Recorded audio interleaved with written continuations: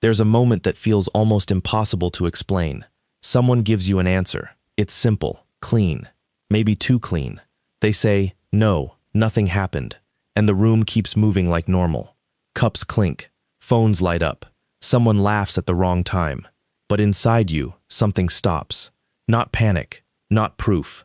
More like a tiny camera in the back of your mind just saved a frame and whispered, "Watch that part again." Their face was fine, their voice was fine, their story was fine, and somehow, that was the problem. Later, when the truth comes out, people ask, "How did you know?" And you don't have a dramatic answer. You didn't see a villain's smile. You didn't catch a confession. You just noticed that 1 second of life didn't sit naturally inside the rest of the scene.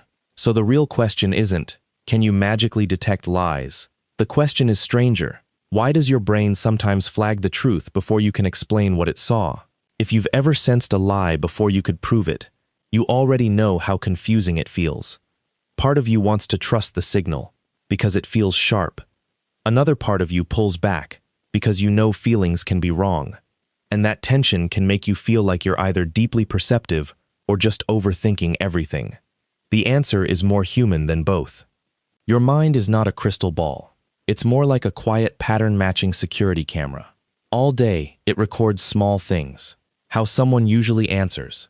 How fast they normally text back. What their voice sounds like when they're relaxed. What their face does when they're hiding irritation. What the room feels like before and after a certain sentence. Most of that footage never becomes a thought. It just sits in the background.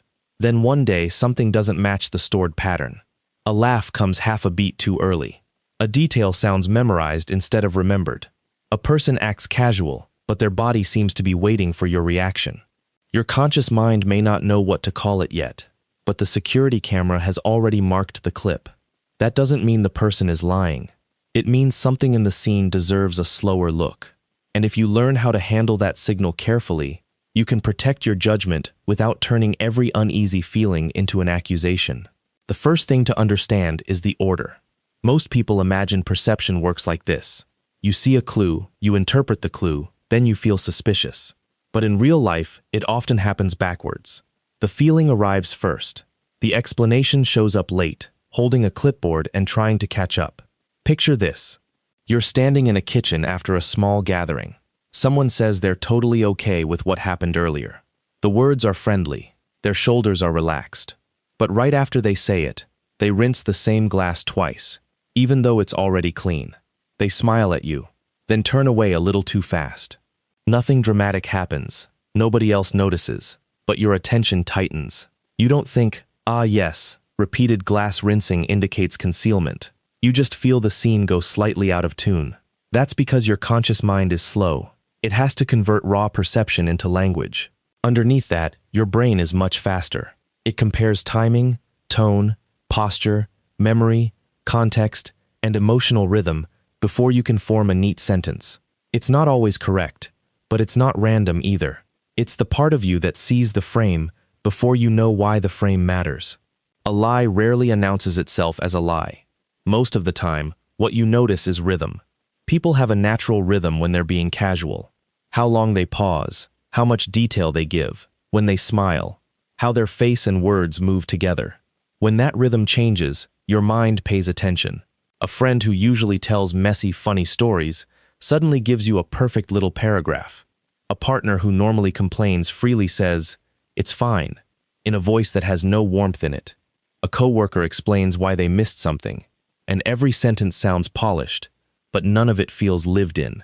The issue isn't one behavior, it's the way the whole moment is arranged. Think of a song where one instrument is slightly late. Most listeners won't name the instrument. They'll just feel that the song is off. Deeply aware people often notice social moments the same way. They don't read minds, they hear the emotional music of a conversation. When the words play one tune and the body plays another, something in them leans forward. The danger is assuming you know the reason. Broken rhythm can mean deception. It can also mean embarrassment, stress, fear, tiredness, privacy, or someone trying to keep themselves together. So the first skill is not accusation, it's precision. Don't jump to, "They're lying." Start with, "The rhythm changed." That one sentence keeps you grounded. This is where the story needs a brake pedal. Because yes, That feeling can be meaningful, but no, it is not evidence by itself. Human beings are not as good at lie detection as we like to think. Large research reviews have found that people, on average, perform only a little better than chance when judging whether someone is lying or telling the truth. That should make all of us more humble. Your brain can notice real inconsistencies, but it can also misread a person who is anxious, awkward, exhausted, socially different, culturally different, or simply uncomfortable being watched. Someone might avoid a question because they're hiding something, or they might avoid it because the topic hurts. Someone might sound rehearsed because they're lying, or because they practice saying something difficult without falling apart. This is why your inner security camera should never become a courtroom judge. A flagged clip is not a conviction. It's a reason to review the tape. When you treat suspicion as proof, you can damage trust fast. But when you treat suspicion as information, you become more careful, not more cruel. You pause. You ask better questions. You watch whether the pattern repeats. You keep your feet on the floor. That's the difference between perception and projection. One reason perceptive people sometimes feel alone is that everyone else is looking for the wrong clue. Ask people how to spot a liar, and many will say, they won't look you in the eye. It's one of the most common beliefs about deception, but it's not a reliable rule. Some honest people look away because thinking is easier when they're not staring at a face. Some nervous people look away because attention feels intense. Some people hold eye contact because they were taught it shows respect. And some dishonest people hold eye contact because they know everyone expects liars to avoid it. That's why the famous clue can become a trap. Everyone in the room sees steady eyes and relaxes. You don't relax because you're not only watching the eyes, you're watching the whole system. Did the answer come too quickly? Did their tone flatten when the topic changed? Did they add details that didn't need to be there? Did the energy in the room shift after the sentence landed? The eyes are one camera angle. They are not the whole film. Perceptive people often notice that sincerity is not a single facial expression. It's coherence. Words, timing, memory, emotion, and context all have to move together. When they don't, your attention starts reviewing the footage. There is no clean, universal tell. No one gesture that means lying. No perfect pause length. No guaranteed hand movement. No magic facial twitch. Research on deception cues has repeatedly shown that many popular behaviors are weak, inconsistent, or unreliable. And honestly, that matches real life. A pause can mean someone is inventing a story.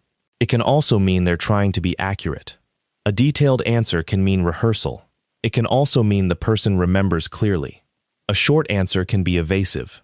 It can also mean the person is tired and wants to go home. So what are you sensing when your stomach drops? Usually not one clue.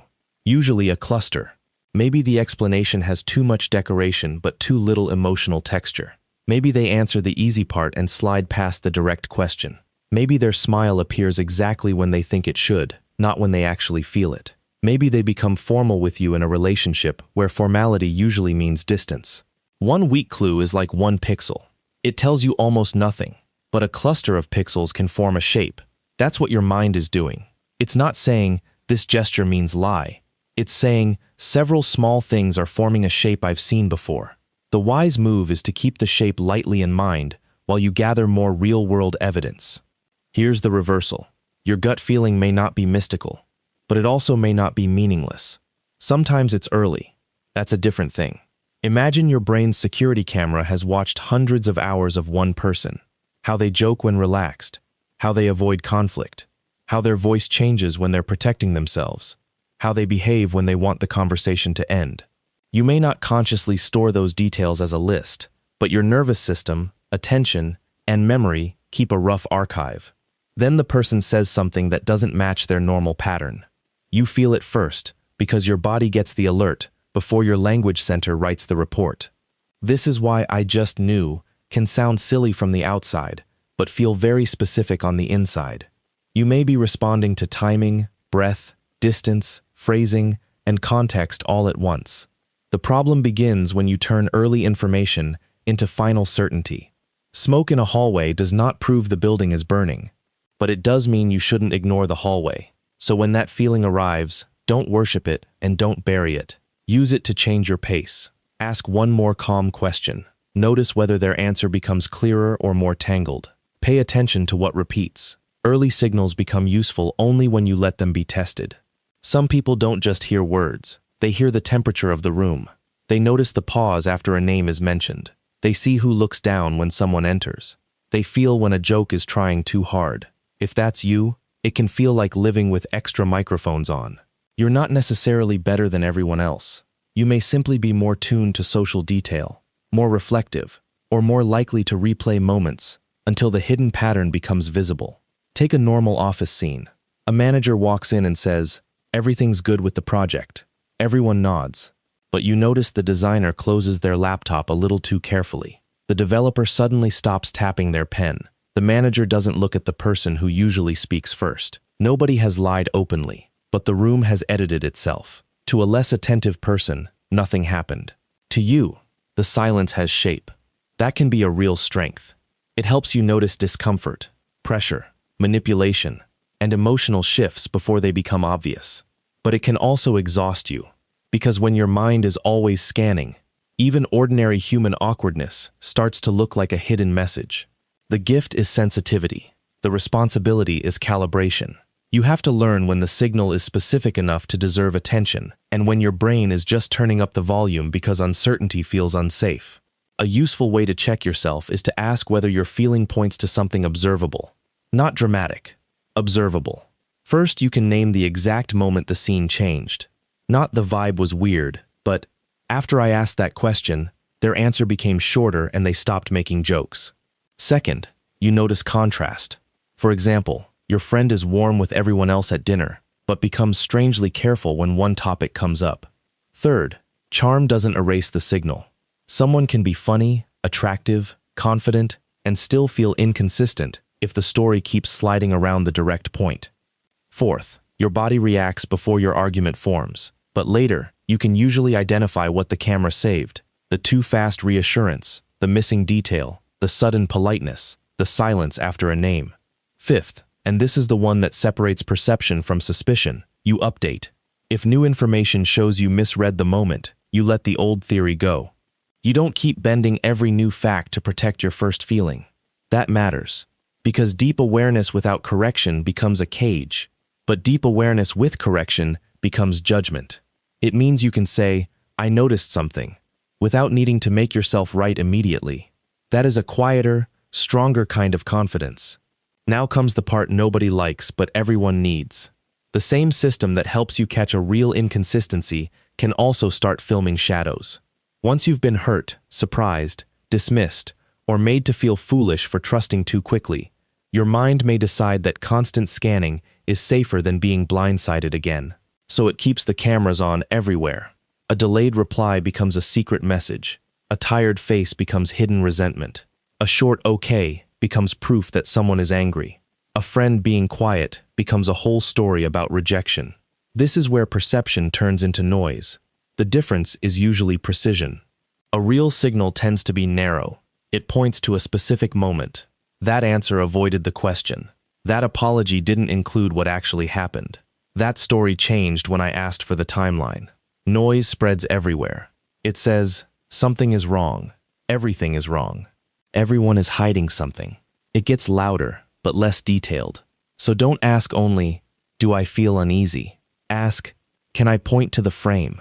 If you can't, you may still choose to be gentle with yourself, but don't build a whole case out of fog. Let the fog pass before you make a decision that affects trust. Here's the practical framework. When the signal hits, don't attack it and don't obey it. Pause, observe, ask, track, then decide. Pause means you don't have to respond at the speed of your alarm. You can breathe, soften your face, and give yourself a few seconds. Observe means you separate what happened from what you think it means. They changed the subject is an observation. They're manipulating me is an interpretation. Ask means you use neutral questions instead of accusations. Try, "Can you walk me through that part again?" Or, "What happened before that?" Or, "I may be missing something. How did you get from here to there?" A person telling the truth may become clearer when invited to explain. A person hiding something may become vaguer, more defensive, or more tangled. Track means you look for patterns over time. One odd moment is not enough. Repeated avoidance, changing details, strange pressure, or a gap between words and behavior matters more. Then decide means you choose the level of trust that matches the evidence. Sometimes that means a direct conversation.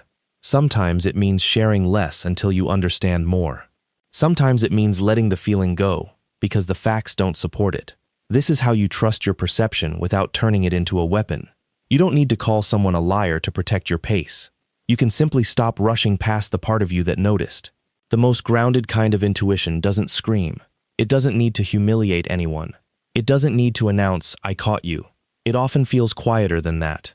A small internal pause, a sense that the scene needs one more question, a refusal to betray your own noticing just because the surface looks polite. That's the final skill.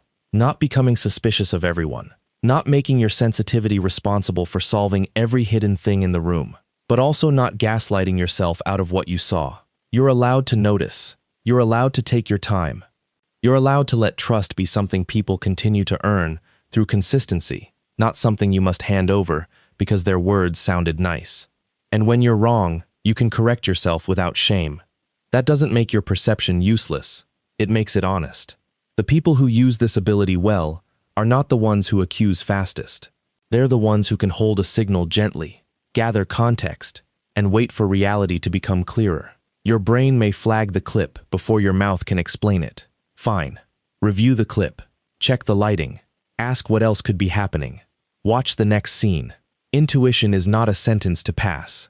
It's a signal to investigate with care. So if you've ever known something was off before you could explain it, it doesn't mean you have magical lie-detecting powers. It means your mind may be comparing the present moment with patterns it has quietly stored. Voice, timing, behavior, context, emotional rhythm, and the way people usually move through a conversation. Sometimes that comparison catches something real before language can name it. Sometimes it catches stress, fear, awkwardness, tiredness, or your own old alarm system. That's why the feeling deserves respect, but not blind obedience. Treat it like a flagged security camera clip. Don't delete it. Don't turn it into a verdict. Review it. Ask neutral questions. Look for repeated patterns. Let evidence catch up. The goal is not to become harder, colder, or more suspicious. The goal is to stay connected to your perception without letting it run your life. You can notice the crack in the scene and still respond with patience. You can trust yourself enough to slow down and stay fair enough not to accuse too soon. Now I'm curious. When you sensed something was off, what was the first cue you noticed? The timing, the tone, the eyes, the breath, the silence, or the wording? Comment the exact detail if you remember it. And if you want more videos about deep perception, emotional awareness, and the kind of mind that notices what others miss, subscribe and stay close.